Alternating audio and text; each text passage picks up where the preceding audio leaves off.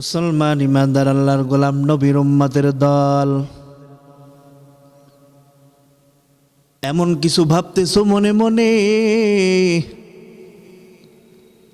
যে এমন এমন অন্যায় এমন এমন গুনাহ করলাম, যেই গুনার কথা যেই অন্যায়ের কথা মা বাবা যদি শুনে আমার ঘরে জায়গা দিবে না। মা বাবা সন্তানকে সন্তান বলে মনে করবে না, ত্যায্য করে দিবে। এমন অন্যায় এমন ভুল কত করেছি, যেই ভুলের কথা সমাজের মানুষ শুনলে সমাজের মানুষ আমারে সমাজের মধ্যে জায়গা দিবে না। অনেক সময় অনেক হুজুরের কাছে যাইয়া যুবক কান্না করে দিয়া বলে, হুজুর এমন অন্যায় করেছি, এমন অপরাধ করেছি,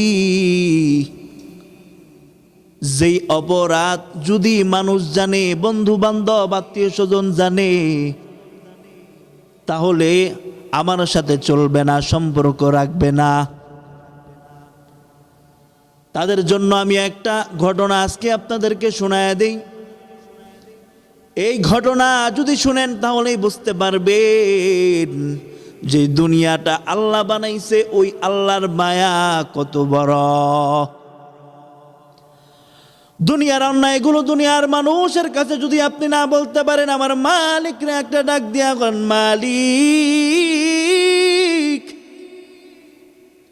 ও দয়ার সাগর আল্লাহ, মায়ার সাগর আল্লাহ, ও ক্ষমার সাগর আল্লাহ, এমন অন্যায় করেছি আল্লাহ, মাফ কইরা দাও, মাফ কইরা দাও। চাওয়ার মতো যদি চাইতে পারো রে মুমিন, তুমি চাইতে দেরি আল্লাহ তোমারে দিতে এক ফোঁটাও দেরি করবে না। আপনার আমার নবী মুহাম্মদুর রাসূলুল্লাহ সাল্লাল্লাহু আলাইহি ওয়াসাল্লামের নিকট একটা যুবক আসছে। একটা যুবক আইসা কান্না করতেছে হাউমাউ করে, ও আল্লাহর হাবিব,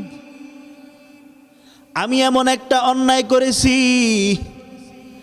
যেই অন্যায়টা অনেক বড়, আল্লাহ কি আমারে মাফ করবে নাকি? ও আল্লাহর হাবিব, আমার একটু জানায় দেন, আমার ভিতর কেমন কেমন জানি লাগতেছে আমার। আল্লাহর হাবিব জিজ্ঞাসা করতেছে, তোমার কি গুনাহ করছো, তোমার কি অন্যায় তুমি করছো, তোমার অন্যায় কি দুনিয়া থেকে অনেক বড় নাকি? ওই যুবকটা ডাক দিয়া কয়, হা, দুনিয়া থেকে অনেক বড়। তখন আল্লাহর হাবিব আবারও বলতেছে, তোমার অন্যায় কি আসমান থেকে বড় নাকি, জমিন থেকে বড় নাকি? তখন ওই যুবক ডাক দিয়া কয়, ইয়া রাসূলুল্লাহ, ইয়া হাবিবাল্লাহ, এমন অন্যায় করছি সমগ্র পৃথিবী থেকে অনেক বড়। তখন ইয়া রাসূল সাল্লাল্লাহু আলাইহি ওয়াসাল্লাম বলে, ও যুবক, বলো তুমি কি করছো, একটু শুনি, এত বড় গুনাহ, কি গুনাহ তুমি করছো? ওই যুবক ডাক দিয়া কয়, ইয়া রাসূলুল্লাহ, ইয়া হাবিবাল্লাহ, আমি চোর। আমি যেই মানুষগুলো মারা যায়, ওই মানুষগুলোর যখন দাফন করা হয়, ওই দিন রাত্রের মধ্যে যাইয়া ওই কাফনের কাপড়গুলো আমি কিনে আমি চুরি করে আনি। ওই কাফনের কাপড়গুলো যখন আমি চুরি করে আনি, ওই চুরি করা কাফনের কাপড় দিয়া আমি বিক্রি করে আমি আমার জীবনযাপন চালাই, জীবিকা নির্বাহ করি। পরে আল্লাহ রাসূল বলতেছে, ও যুবক, এটাই কি তোমার গুনার কথা? তখন ওই যুবকটা ডাক দিয়া কয়, রাসূল, না না, আমার কথা শেষ হয় নাই, আমারও অনেক আয়াত থেকে বড় গুনাহ আমি করে ফেলছি। এই কথা বলার পর ওই যুবকটা বলতেছে, ইয়া রাসূলুল্লাহ, ইয়া হাবিবাল্লাহ, আমি এমন যে চুরি করতে থাকি, কিন্তু প্রতিমধ্যের মধ্যে অত্র এলাকার মধ্যে একটা যুবতী নারী ইন্তেকাল করছে। বড় সুন্দর রূপসী একটা নারী ইন্তেকাল করার পর ওই নারীকে যখন কাফন দাফন করা হইল, আমি অন্য দিনের মতো ওই দিনও তার কবরের মধ্যে চলে গেলাম কাফনের কাপড় আনার জন্যে। ও আল্লাহর নবী, আমি যখন কাফনের কাপড় আনতে গেলাম, তখন আমি কাফনের কাপড়টা যখন আমি টান দিলাম খোলার জন্যে, ওই কাফনের কাপড়টা খুলে গেল। ও রাসূল, আমি যখন তারে দেখলাম, তারে নজর করে দেখলাম, আমার তো আর তর সইল না, আমি টিকতে পারি নাই, অস্থির থাকতে পারি না, অস্থির হয়ে গেলাম। আমি তাকে তাকাইয়া দেখি কত সুন্দর রূপসী, ওই অত্র এলাকার মধ্যে এর থেকে সুন্দর আর কোনো নারী নাই।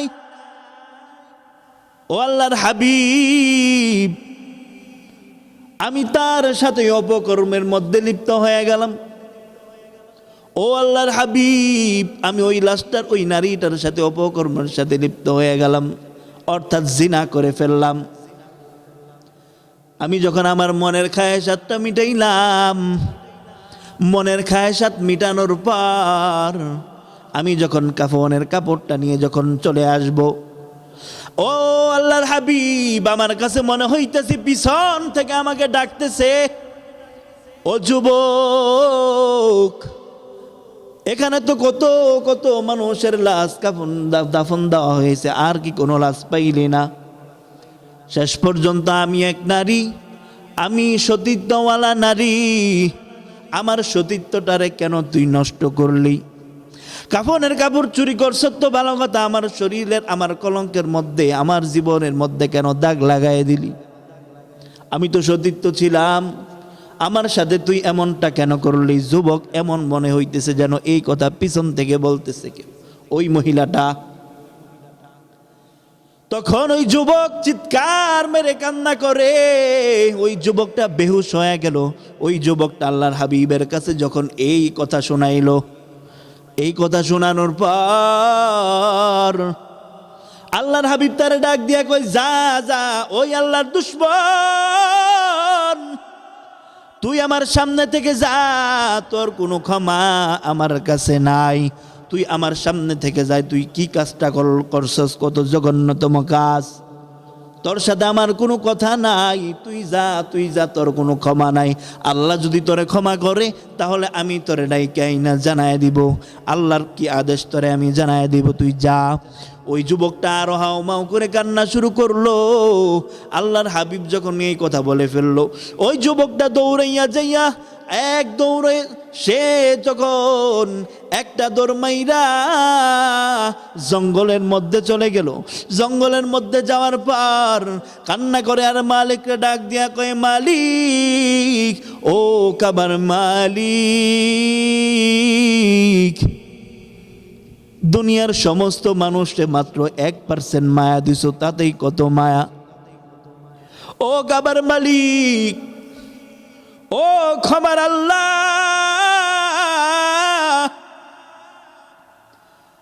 ও দয়ার আল্লাহ, তোমার কাছে তো 99 ভাগ মায়া আছে।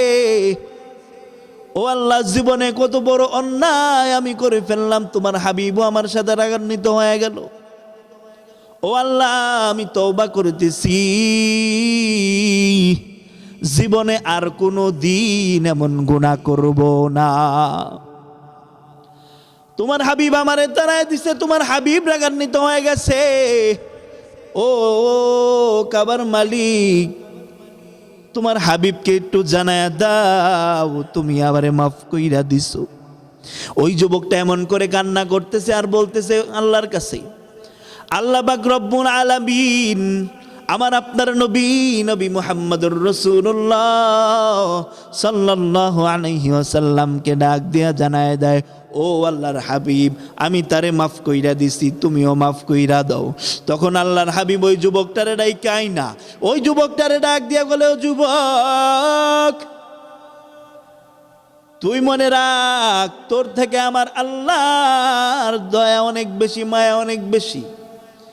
ও যুবক, আল্লাহ পাক রব্বুল আলামিন তোর জীবনের যত বড় অন্যায় থাকুক না কেন, ওই অন্যায়টা আল্লাহ পাক রব্বুল আলামিন তোর জীবনের সমস্ত গুনাহ খাতা মাফ করে দিছেন। ওই যুবকটা খুশি হয়ে গেল। এখন আপনারাই বলেন, এত জঘন্যতম একটা কাজ, লাশের সাথে জিনা করা, এটা খারাপ কাজ না ভালো কাজ? খারাপ কাজ। এখন খারাপের মধ্যে এটা ছোট খারাপ না বড় খারাপ? এর থেকে খারাপ কাজ পৃথিবীতে আসেনি আরো? নাই। এরে মুসলমান, যারা আল্লাহ অন্যায় করে নিজে নিজে অনুতপ্ত হইতেছ, এই রমজান মাসের মধ্যে আল্লাহরে একটা ডাক দিয়া কয়, মালিক, ও কাবার মালিক, জীবনে মুখ অন্যায় করেছি, যা দুনিয়ার মানুষ শুনলে দুনিয়ার মানুষ আমারে তাড়ায় দিবে। ও মালিক, তোমার কাছে আসছি কারণ তুমি তো আমারে তাড়ায় দাও নাই। তোমার এত নাফরমানি করি, তুমি আমারে তাড়ায় দাও নাই। তোমার অত অশুক্রিয়া করি, না শুক্রিয়া করি, তুমি তো আমারে তাড়ায় দাও নাই। ও আল্লাহ, ও কাবার মালিক, আমারে মাফ কইরা দাও, নিজের জীবনটারে পরিবর্তন করিয়া দাও। এই কথা যদি বলতে পারেন, সাজদার মধ্যে যাইয়া দেখবেন আল্লাহ পাক রব্বুল আলামিন আপনার জীবনের সমস্ত গুনাহ খাতা মাফ করে দিবেন। আল্লাহ আল্লাহ।